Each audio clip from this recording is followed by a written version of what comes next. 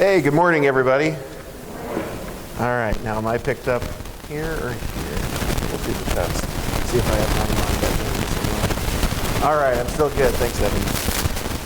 Okay, so we are going through a journey the last few weeks, and I thank you all for sticking with me through this, as we're talking about faith, hope, and love. And for some of you that are very orderly, everything's got to be done in order, I probably drove you nuts last week by skipping over faith and moving into the second word, and hopefully you understand why. And so today we're going to be talking about faith. So again, I bring to you the bulletin. We've got the outlines today, and again, what we've been doing, and I promise in a few weeks we will get to a passage and we're going to stay mostly there. But until then, we're going to be jumping around a lot, and so we've got the passages written down. Follow along with the outline. And like I said, do the Bible study on the back throughout the week. It's a great way of reviewing and just thinking through some of the things. And also, like I said, a lot of the passages that didn't make it in this week, they go into there. I just want to review some of them. So we've been talking about hope. And what is hope? Well, we'll bring up our trusty chair again. Hope. The hope is that the chair can hold me up. Hope is our source. It is the foundation of who we are as believers. It starts with a hope. And what is our hope as believers? Our hope is nothing less than God and God alone. And so that is our hope. But then is that it? Is that all that we can do? We have hope, and so it just sits here. Well, that doesn't do us a lot of good, does it? I mean, God does us a lot of good, but does it do us a lot of good just to say, hey, I believe in God, and I know that God's there, and He is my hope, and to say that? Well, no, it doesn't do us a lot of good to say that. And so that's when we get to faith. Now, faith is like the foundational thing that when people think about religion, and they think about most anything having to do with God, they think of faith. We talk about, what's your religion? Oh, well, that's your faith. This is my faith. That's the word that we use. So we use this word so commonly now that often it can get stripped of some of its meaning. And so when we talk about faith, what is it that we're talking about? And how is it that it works with us? And how is it supposed to work with us? Well, we get to, again, those foundational passages. Ephesians 2, chapter 8, where it says, "For it is by grace that you have been saved, through faith. And this is not of yourselves, it is a gift from God." Again, if you grew up in the church, if you grew up in Christian schools, if you grew up with Awana, if you grew up with anything that made you memorize passages at all, you've memorized Ephesians 2, 8 and 9. And so it's so foundational to who we are that sometimes we take it for granted. We're like, yes, it's by grace, through faith. And then we think, well, what is faith?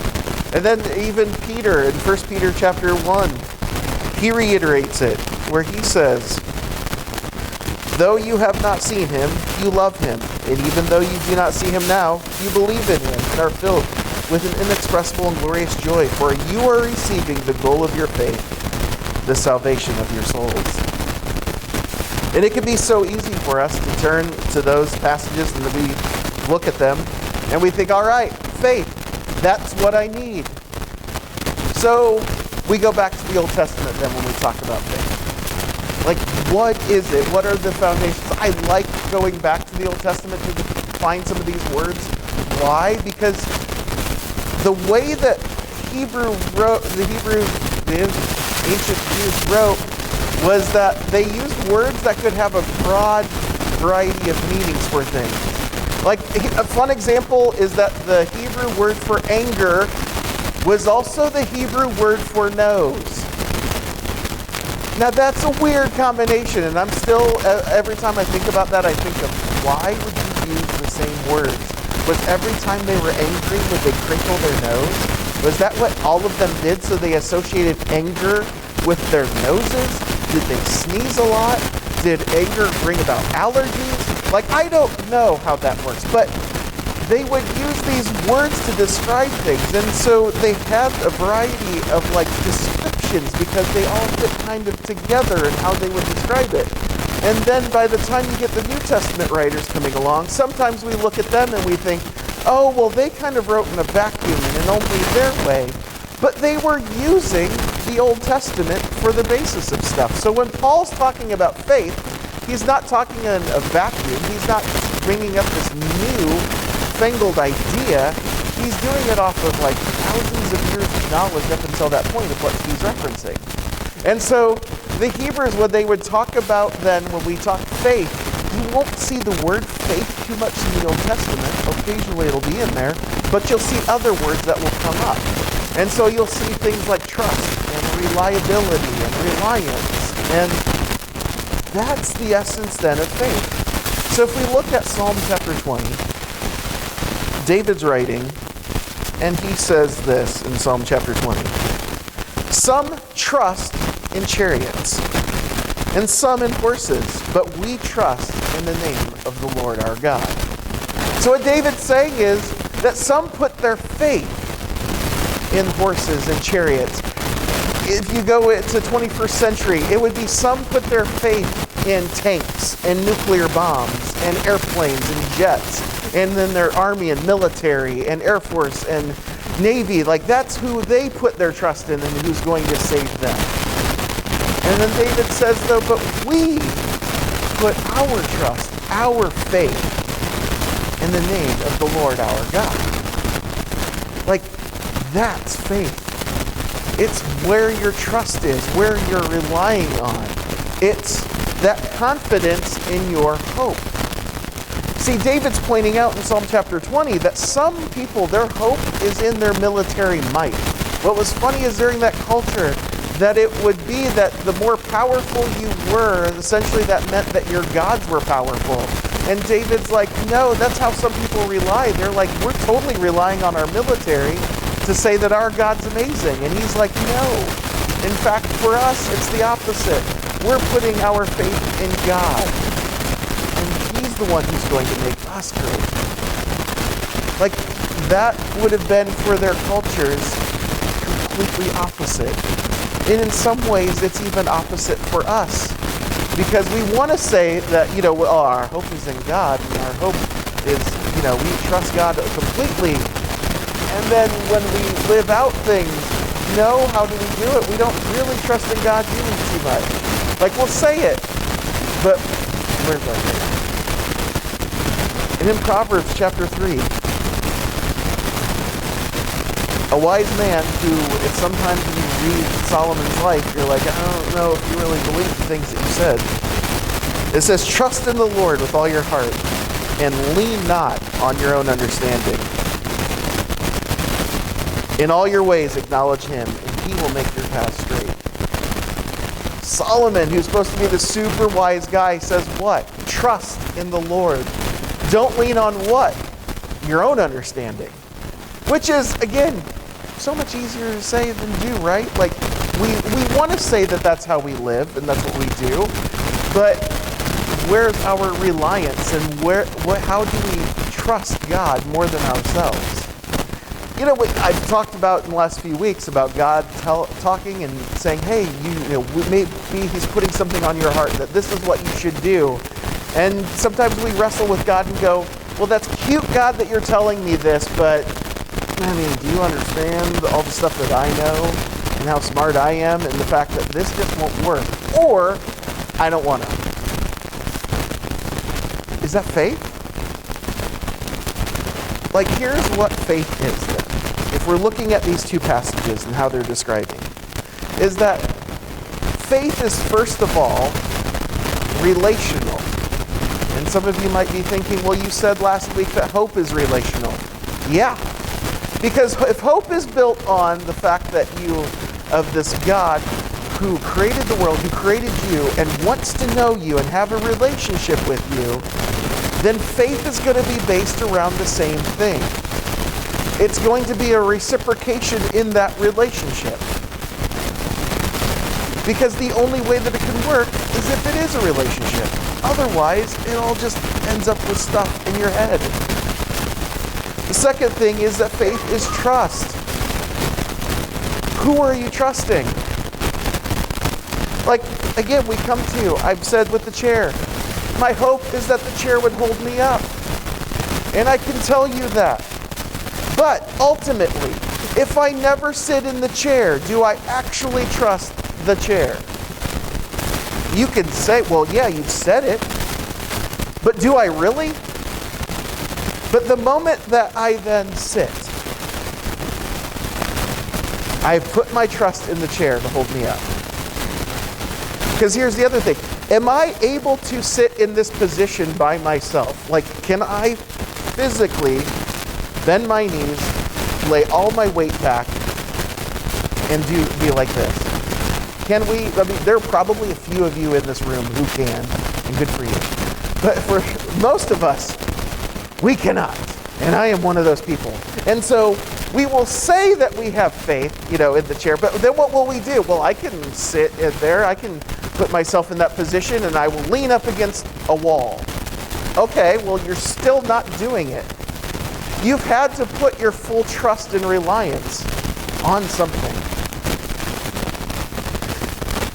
Faith is also that word that I just used, reliance. You have to completely rely on God. Like, see what's happening here is like we're getting to these words where faith in God is all about like, we need Him. We have to have Him in order for this to work. It's also dependence. We have to depend on Him. Another thing is that, and this is the hardest one for us, and I think this is ultimately why we don't. We have to give up control. In order for David to be able to say, we trust in the Lord our God instead of on our military and instead of on our might, what he's getting at is that we have to ultimately give up our own control and admit that God knows better. In order for Solomon to say in Proverbs that we have to trust in the Lord and lean not on our own understanding is because we have to give up control to Him. See, what is it about faith that saves? It is all of those things. See, I think what we do with faith often is that we just have it where it's in our brains. Like, that's how we think of it. If I have faith, that means that I just think that God exists. And so I think that He's there. And so as long as I think that way, that I'm okay and I really got faith. And yet all that thinking does is this. That's it. That's thinking. I think that the chair can hold me up. I thought it. But is that really faith? But sometimes for us, that's all the farther that we get. And then the transaction that happens then in that relationship with God. Because ultimately, here's the truth. God doesn't move. He's the one constant in the entire world. Nothing else is constant except for God. And so if we look at it this way, and someday I'm going to get to heaven, God's going to be like, you compared me to a chair. You got to stop doing that. I work with what I got, God. Like, the chair's there. It's not going to move. You don't have to worry about junior high and you're about to sit down in the chair and your friend moving it out from under you. God's not going to do that to you. Like, that's that relational aspect of it. We know that God is. And when people come to us and we talk about our hope, that's what we talk about, right? Like, we're pointing them to the fact that God is going to be there. God is who He is. And so then we know that. But then we have to then make a step. Because I think oftentimes what we do, and again I've said this, is that our step is that we just say that it's there. But in order to do this, you have to completely give yourself up and give up control.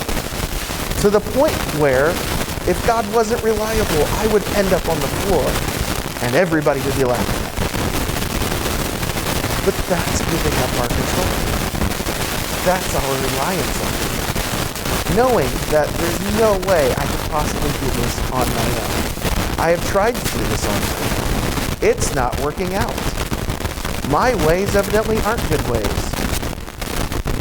And then there's God. And God wants us to fully rely and trust and give up ourselves for Him. And when we do that, we can rest in Him. Doesn't mean it's going to be easy, but it means it's when He's called us to. He's like, I'm here. I want you to sit. Have a seat. And yet, we don't want to. And it makes no sense, right? Well, the last thing that what we see with faith in the Old Testament is this. Habakkuk, chapter 2, a book all of us frequent quite often. It's buried amongst a whole bunch of names and a whole lot of, okay, here's the thing. Again, I tell you, I went to a Christian school, and so when my kids would come home or have spelling words and or homeschooling, I laugh at them. They're like, but you don't know how hard these words are. I'm like, I was a 4th grader, and I had Deuteronomy as a spelling word. I had Habakkuk as a spelling word. I'm like, you didn't. I'm like, these were my spelling words when I was in Christian school. And so you learn quite early in my life that Habakkuk has 3 Ks, and that's cheating. And so Habakkuk chapter 2, verse 4 tells us this. And it's the verse that was quoted by Kathy earlier in Hebrews. And it says, God talking, he's like, but the righteous, or other translations have, but my righteous one will live by faith. See, read the book of Habakkuk is fascinating, and I'll give you a quick synopsis. Essentially, it's Habakkuk having an argument with God.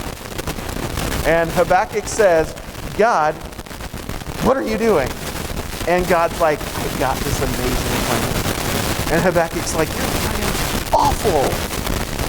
And God's like, here's the thing. I know what I'm doing. You don't.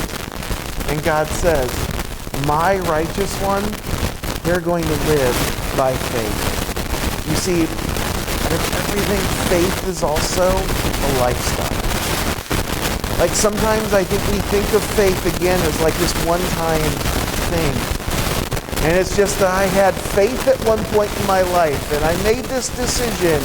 And again, all the words that we use with it are all about our brain. But everything that faith is all about our heart. And then faith is a lifestyle. And that means that it's a Monday and a Tuesday and a Wednesday and a Thursday and a Friday and a Saturday. It's a morning, it's an evening, it's an afternoon. It's a coffee break. It's a lunch break. It's, when we go to bed at night.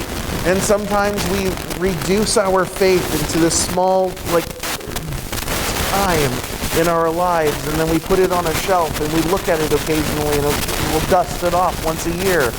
And, we'll bring it out. On Sundays, maybe we'll even bring it out, and we'll tell people that we've got faith. And then that's all our faith is, and yet faith is more than that. It's how we live. And it's a lifestyle. And it's what we do, and it's who we are. It's constantly relying on God.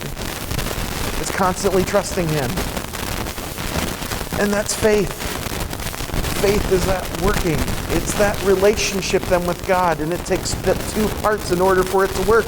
And guess what? We've been given the one part because He's there. He's like, I'm right here. And so then we've got our role in that. And that's to have faith, and to have trust, and have reliance on God. So John then, the book of John, much easier to spell. He picks up this idea, and what's fascinating about John is this. John never, some of you guys are like, I don't care about nouns and verbs. I get it. I do, and they're fun. So John actually never uses the word faith as the noun. Everybody else does because they do it, but John's fun in this way in that John uses things with nuances, and that's why I like his book so much.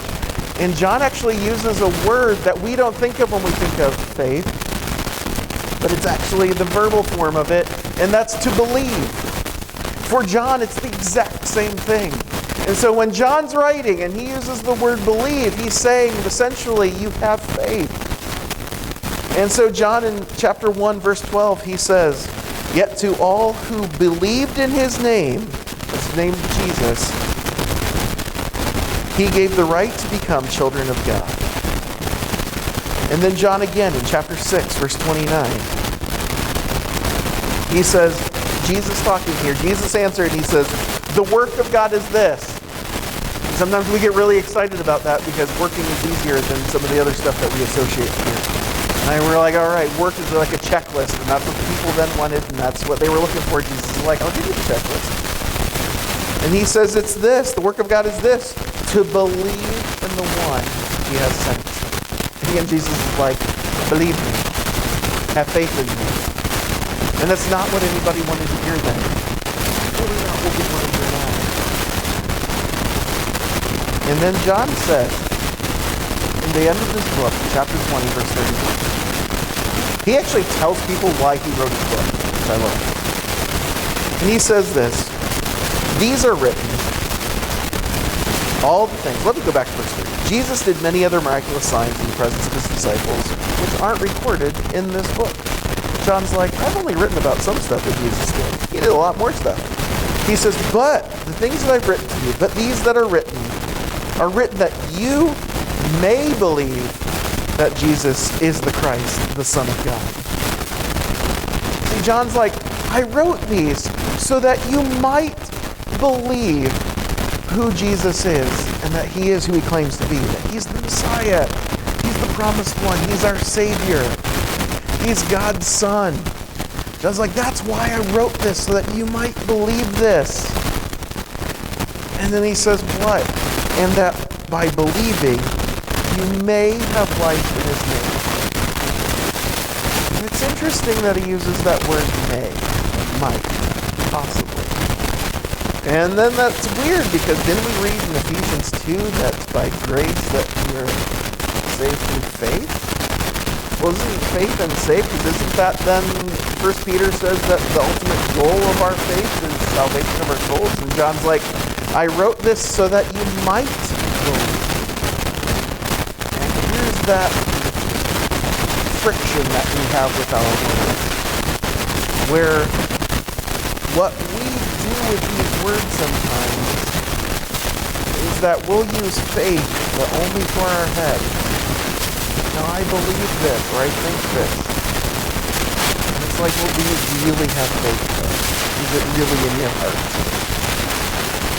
And so there's one good source for that discussion, and that's in the book of James. So if you want to turn there with me, James is in the, you go to the back of your Bible, flip up like 30 pages, depending on the size of the importance and references to the back, you'll get to the book of James. You're around Peter, Jude, John, you're right in there. So the book of James picks up on this idea of faith. And he's going to talk about faith. And see, what James is going to tell us is this, the same thing that what John was just hinting at, is that faith is not about talk. And that's where we get into trouble. Because, like I said before, I can tell you I have faith. But that's all I've done, right? It's just talk. And so James chapter 2, verse 14. He says, what good is it, my brothers, if a man claims to have faith, but no deeds? It says, can such a faith save him? So James is asking the question, does it do us any good if we only say that we have faith, but that there's no action behind it? Does it do me any good to say that this chair will support me and then do nothing with it? He said, suppose a brother or sister is without clothes and daily food. If one of you says to him, go, I wish you well, keep warm and well fed, but you don't do anything about his physical needs, what good is it? Like, he uses this example. He's like, somebody comes up to you and says, this is literally the last pair of clothes that I have. I'm homeless. I have no food or anything. And we're like, buck up, Johnny. I hope you have a great day today. James is like, did that do that person any good? And all of us are thinking, well, no, of course not. He's like, in the same way, faith by itself, if it is not accompanied by action, is dead.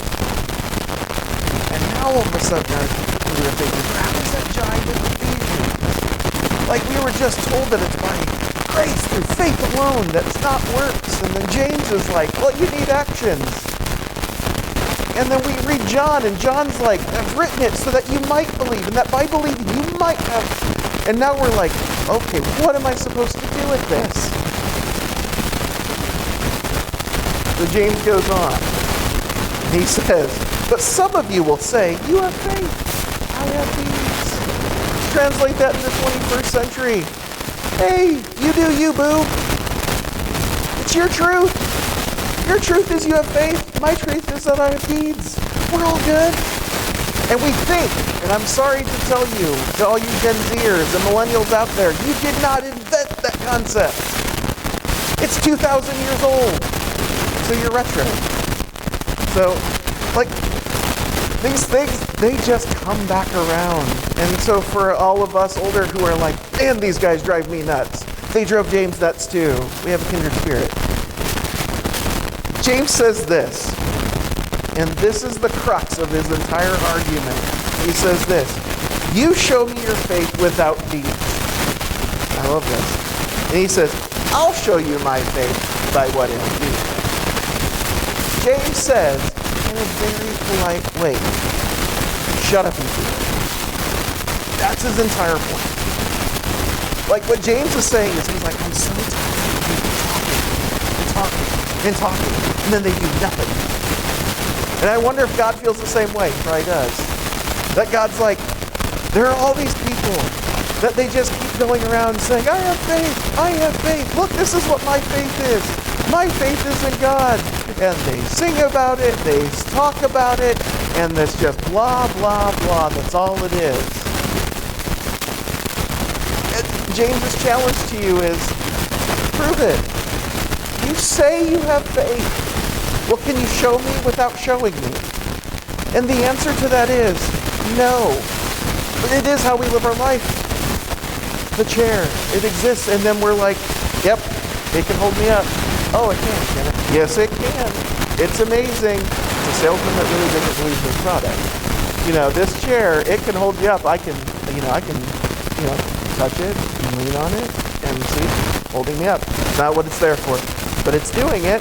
Look, this is how much I rely on this chair. I put my finger on this chair. Oh, I can now put my foot on it as well, and I can lean. See, I'm leaning. Look, but you're like, but you'll get that's how we live our lives. And then some of us, oh, we're really good with our faith. You know, this is how much faith I have in God. You know, we just are on the tips of it. We're barely there, but you know, we're there, right?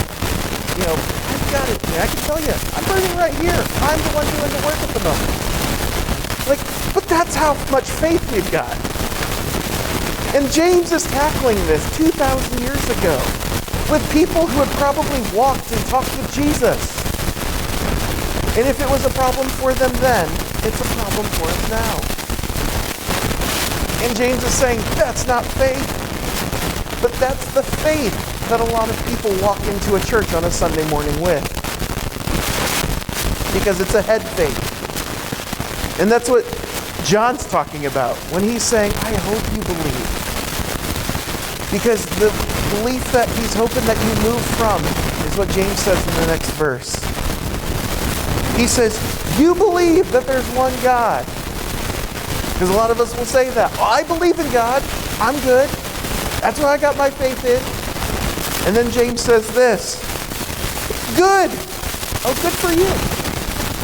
It says, even the demons believe that. You shudder. Hey, think about that.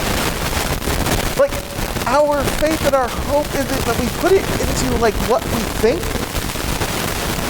And what we, I think this certain way. I think that God exists. I think this. But we never bury it into our heart and embrace it and lean into it and rely on it.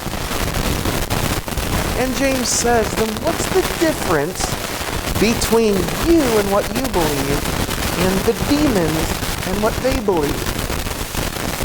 Because whatever you believe, there's not very many people who walk around this earth going, you know what, those demons, they got it all together. Like, they seem to be the people that we should emulate. Like, James is saying, like, they're the enemies of God. they know God exists, and it does them no good. But for a lot of us, we live the exact same way they do. So what's different between us and them? Well, I say that John's like the Bible, the book that he wrote. And in fact, I think most writers would agree and say that they did the same thing. Like,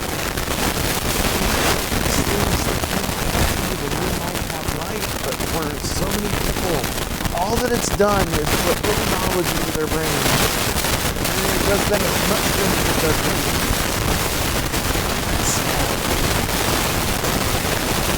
See, ultimately, your faith is going to turn you. You say you have faith. Oftentimes, we talked about last week with those false hopes. What we find out is that our faith ultimately is in our faith. That's terrifying. When you realize that your faith may not be in actually God, and that you're doing all the things you can around Him without fully embracing Him. Because you need to know Him. That's how we want to live our lives. So James goes on. And he says, I'm going to go through the rest of the passage because I want you to hear some of the stuff he says, proving his point. He says, you foolish man, do you want evidence that faith without deeds is useless? And so he gives a couple examples. Was not our ancestor Abraham considered righteous for what he did when he offered his son Isaac on the altar? You see that his faith and his actions were working together, and his faith was made complete by what he did. And the scripture was fulfilled that said, Abraham believed God and was credited in his righteousness, and he was called God's friend. You see, a person is justified by what he does and not by what he does. Again, he's saying, not just words. I got in your outliner on the Bible study. Look up Genesis 15 and 22. It's the promise, and then it's what James is talking about here. James is like, when was Abraham coming about? Genesis 22. Take a look at the story and what he's talking about. And then for the next story that James is talking about, go to Joshua chapter 2. It's the story of Rahab. He says, in the same way, was not even Rahab the prostitute considered righteous for what she did when she gave lodging to the spies and sent them off in a different direction? As the body without the spirit is dead. And this is what James is getting to. Faith without deeds is dead. What he's saying is that essentially if all your faith is active, it does you absolutely no good. And those were the examples that he used. And so I ask you, in your life, who you are and where you're sitting there right now, your faith, is your faith just spoken? Or is it lived? Because if any of us walk in here on a Sunday morning and we say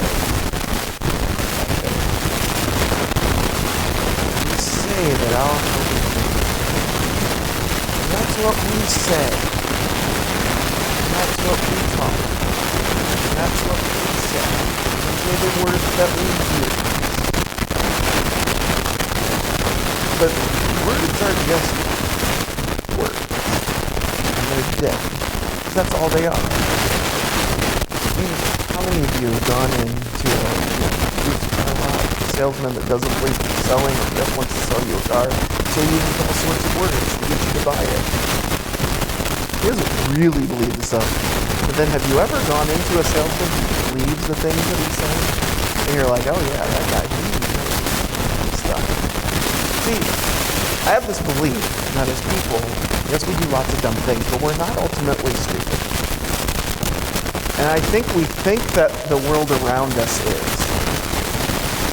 And that the world around us that doesn't know Jesus, like, oh, they just don't know what they're doing. I mean, obviously, we're amazing, so they just don't come to God, and it's not us. And yet, I think that sometimes the world around us sees what we're selling. And they see words.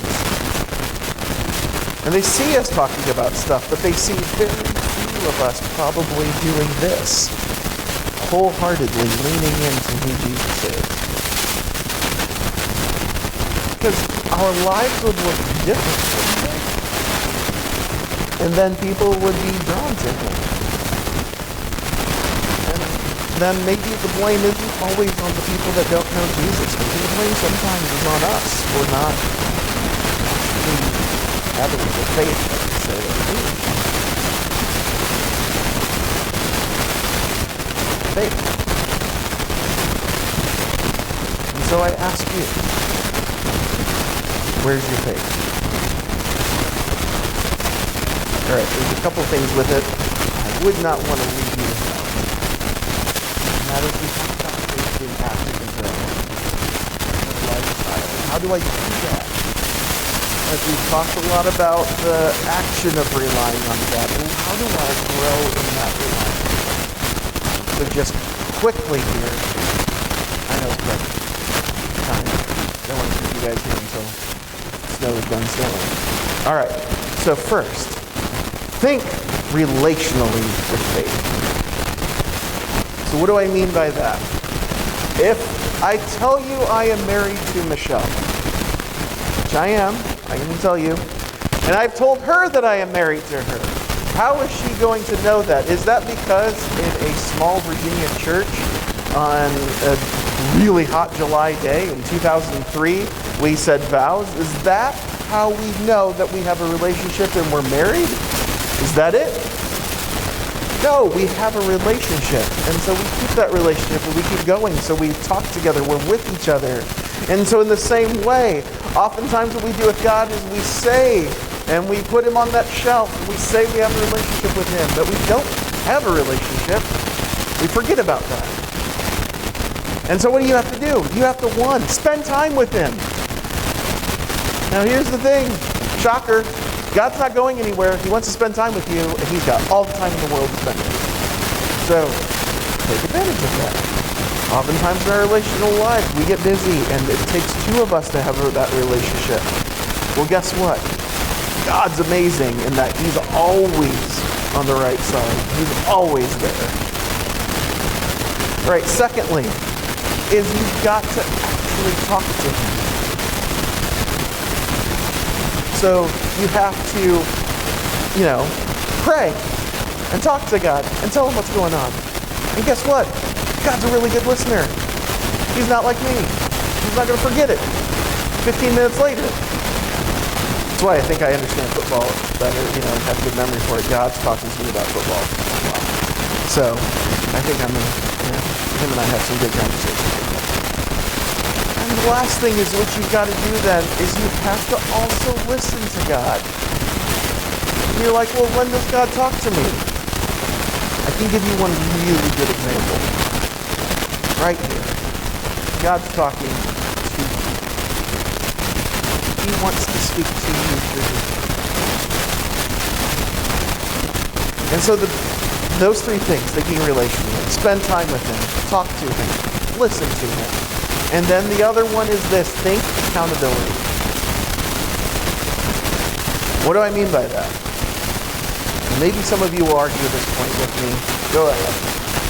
I have never one time in my life grown in my relationship with God by myself. Like, technically, yes, we should be able to, but I don't think we can. Again, some of you are sitting there going, that's fine. If you've grown in your relationship with God by yourself, then that's amazing. I haven't. Every time I look back on my life that I have had significant growth in my relationship with God, it is always with somebody else. Why is that? Because as humans, we're like lazy and we forget. And while God doesn't move, we do. And if we do things by ourselves, we're more prone to give up on it. But if we go with somebody else and we have somebody else there to kick us, it helps us. And that's accountability. Like, we need each other. We do. I don't know why God made us that way. Maybe you go all the way back to Genesis, and God's like, well, Adam is by himself. That's not good. We'll bring Eve. Like, we need one another. Why? No, together. And so, maybe you're like out here, and there's a couple different people right now. For some of you may not have ever had faith in God. Maybe God's calling out to you, and you're like, I don't know, I don't know about this. Or maybe you're like, okay, this makes sense. And you want to. You make that step today to fully lean into God. Or maybe you're sitting there and you're like, I have faith, but my faith is on a shelf. Or my faith is just words, and you're like, I want more than that. Today can be your day for that too. If you need somebody, and you want somebody to walk with you, and you give me permission to kick you, I will. I'm always willing to kick. I'll go with you. I need people to kick me too. Don't do that. Not this way. This is not. Like,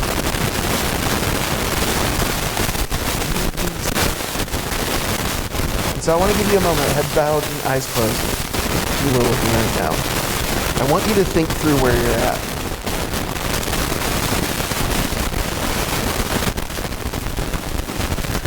For some of you in this room, again, what we talked about is that cognitively you've got a chair. That's all it is. That in your brain, you know the truth, but you've never really fully given yourself up for it because you don't want to give it up. Today can be your day to do it. For others here in this room, faith is on that ship.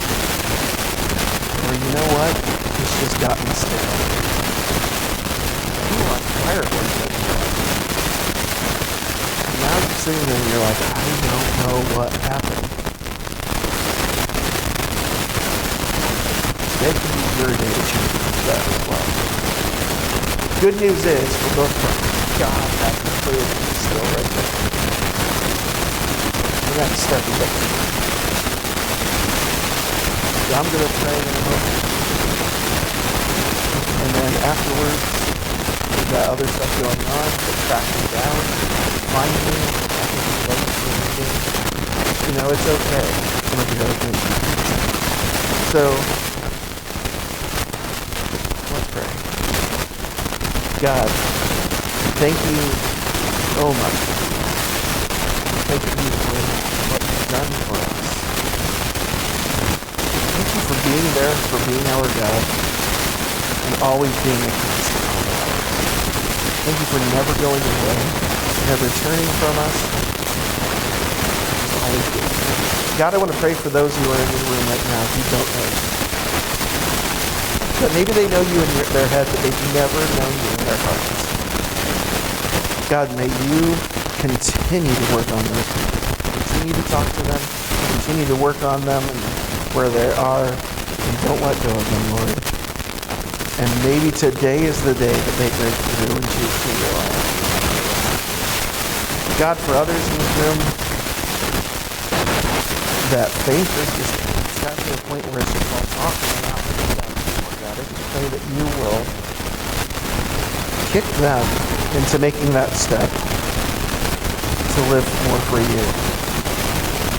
God, may, as we go out from here, may the surrounding world see us for people of true faith who know you, and that the world will see you as our faith. God, we love you. Thank you for being here.